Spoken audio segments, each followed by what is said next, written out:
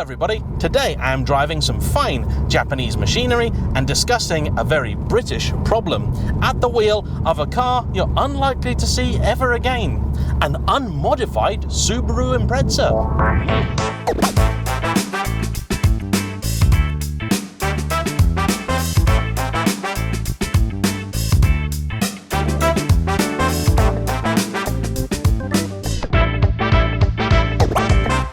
Petrol heads, I think we all have our own preferences, perhaps towards a certain type of car, maybe a particular brand, maybe even a specific model. But in this wonderful line of work that I now have, I get to talk to people that enjoy all sorts of different cars, and a few things have become very apparent. What I have found is that there are many dedicated petrol heads out there who totally ignore some fine cars simply because it's not their thing.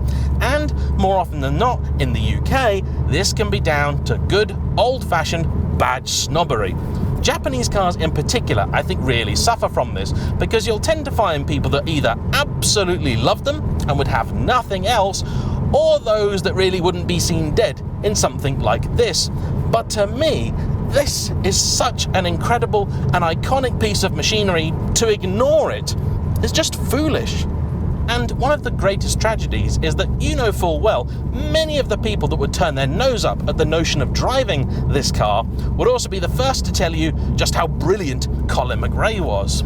A little bit about what it is we have here today. This is a 2002 Subaru Impreza WRX STI Type UK Prodrive style.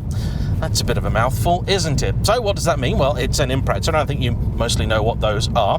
The WRX, or the World Rally Experimental, is the homologation version of the car, but the STI is the full fat one. If you're a Porsche fan, think the GT3 RS, though really a lot less radical. Perhaps a closer equivalent is the Audi S and RS model. This is the RS. I previously had a WRX, which, like many of them, had been modified and had a lot of STI bits on it. In many ways, I loved that car, but it wasn't a particularly trouble-free ownership experience. However, I've always lusted after another Subaru. At this point in time, I'm getting my rally car fix from my Toyota Celica GT4, which with any luck will be back with me very soon. However, we're not here to talk about that.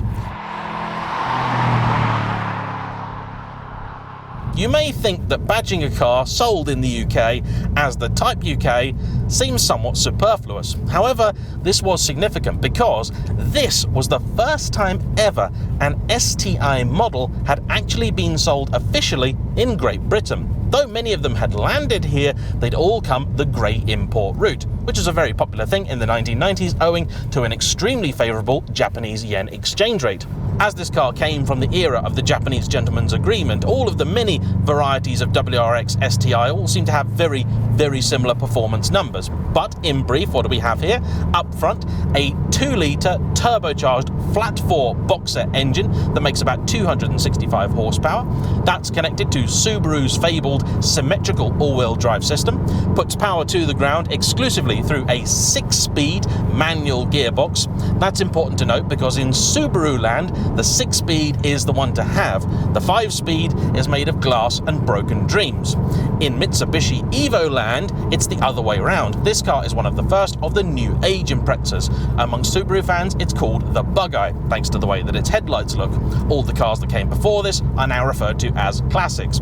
And in that family, you have stuff like the Turbo 2000 that we got here, the Terzo, the P1, the Colin McRae Special Edition, and the famous 22B, which happens to be the last Impreza that I drove. That was also bog standard, but because those are a collector's item now, that's not so surprising. A good 22B these days can fetch £300,000. Yet something like this you could pick up with miles on for 15 to 20 in very good condition. As this particular car is exactly 20 years old and really a classic in its own right, I would say that represents excellent value for money, particularly when you look at the price of other Japanese stuff like the Toyota Supra, Mazda RX-7 and the Nissan Skyline. I see no reason why the Impreza shouldn't be seen alongside those cars, yet it commands a fraction of the price. I would say that numbers are certainly something to do with it. The fact that they made a lot more of these, and when new, they were quite a bit cheaper. In fact, the Impreza's fame came not just from its success on the rally stages, but also the fact it offered so much value for money to people wanting a road car.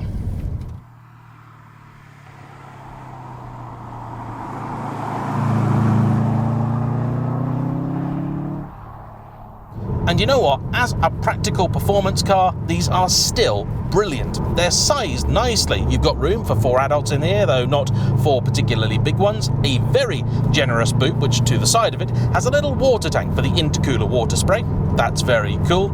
And they are an iconic shape. This is what's known as a Prodrive style. When buying a WRX STI 20 years ago, you could have it either as a regular STI Type UK or a Prodrive style. What that meant is really what it says on the tin. It looks a lot more like Colin McRae's weekend wheels. And as these were all things put on by Prodrive, who actually made Colin McRae's WRC car, I think that's pucker. These bits are all legit. These are no aftermarket imitations. They're the real deal. Okay, they're not quite the same as on a real WRC car, but they come from Prodrive nonetheless and were fitted at factory. As it happens, we think this particular car may have been a demonstrator for somebody because it seems to have all of the optional extras that could be fitted at the time, including things like the very, very nice alloy wheels that make it look just that little bit more modern. One cool piece of trivia about this car is that it actually states Prodrive on the V5. Though they had a hand in many other Imprezas, this is the only one registered as such.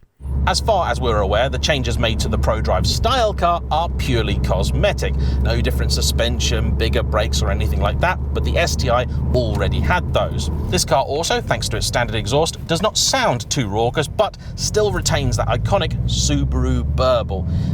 This is a 4-cylinder soundtrack I really appreciate. Now then, before we talk a little bit more about today's headline, let's allow the Subaru to stretch its legs a little bit.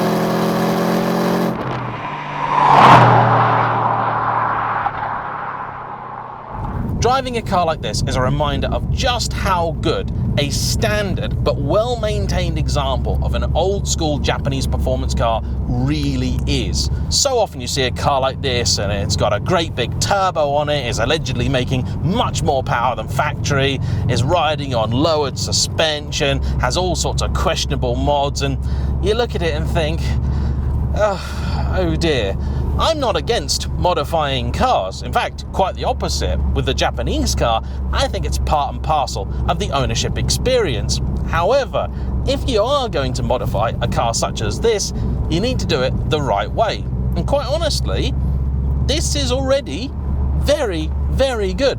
Let's start with the engine. Yes, old school turbo, doesn't come into about 3.5, but pulls strong to about 7. The gearbox is wonderful, really, really good. Very close ratio box, very short throw, much snickety, I tell ye, very nice. The steering, a traditional Subaru weakness, isn't even that bad either. These cars are very, very front heavy, and when you start to press on, you'll always notice that, but this contains its weight very well, and up until the point everything goes very much pear-shaped, it's enjoyable. There's a good sense of connection between car, driver, and tarmac. Genuinely, hand on heart, the last one of these I drove was a 22B, and as a driving experience, I prefer this. You sit slightly differently, you feel like the dash is a bit higher in these, probably because compared to the old ones it is. I tell you, that's an evil lip there. In any supercar, I'd have had to reverse and go somewhere else because I'd have destroyed the front of the car. But in this, not really a worry. That beep, by the way, tells you to change up, about 6,000 RPM. And once this car is on the boil, the throttle response is delicious. Get it to about 4,000 RPM. Oh, love it. Absolutely love it. The brakes work pretty well too. That, in fact, is one of the big benefits of the STI. And the WRX, the brakes are just not up to the job. Full stop. So then, here we have a well-maintained example of an iconic performance car with real race pedigree. These were related to the genuine WRC car because those pretty much started life as one of these, even though, you know, they're not that close. But still, the connection is there. This one being a Prodrive, even more so. They're the people that built the rally cars. Why then? Why are so many people keen to look down on these?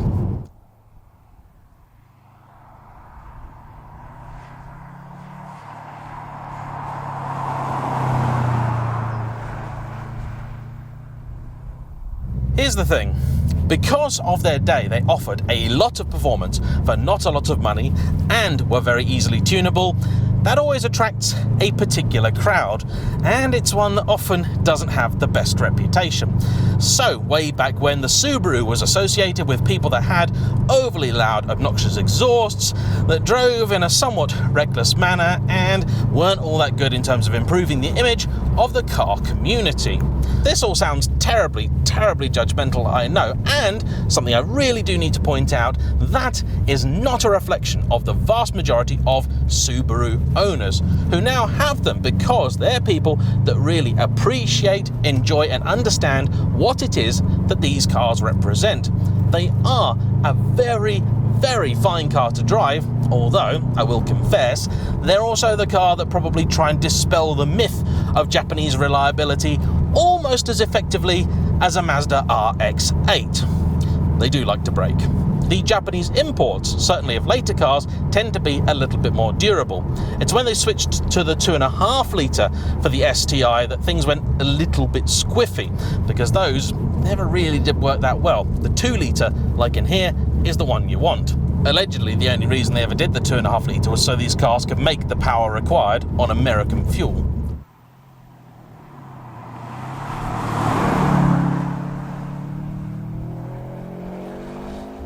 And while, yes, I'm sure everybody knows an example of a Subaru somewhere that's still got all the stickers all over it, has a loud exhaust, and is driven somewhat dubiously, there's loads of these cars out there that are waiting for someone to come along, enjoy them, and appreciate them in a slightly more civil fashion.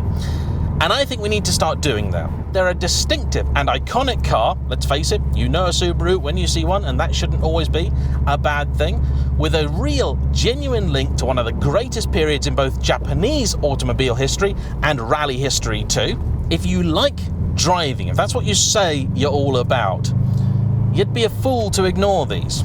Like I said at the very beginning, I get to talk to a lot of people, and there's a whole bunch of Subaru owners I know who wouldn't want anything to do with a Ferrari. And Ferrari owners I know who would want anything to do with a Subaru. But I have this belief that the automobile should be a force for good, for social unity rather than division. So, if you're the sort of person that loves driving but has always looked down upon a Subaru Impreza, you should give one a go. Especially if you're the sort of person that's currently wondering what's going to be the next big thing, because these are still, for the majority of them, very reasonably priced. And that's not right, because they're brilliant, truly brilliant. Not as wild in engineering terms as an RX-7, not as devastatingly quick as a Skyline, but they still have a special place in my heart, because they're a special car. Huge thanks to Brad for bringing his car out. Hope you've enjoyed my video today. Have you ever driven a car that previously you'd never really considered? I'd like to know how it went. For now, don't forget to hit the like button, comment down below, subscribe if you haven't already, and I'll see you for the next one. Bye-bye.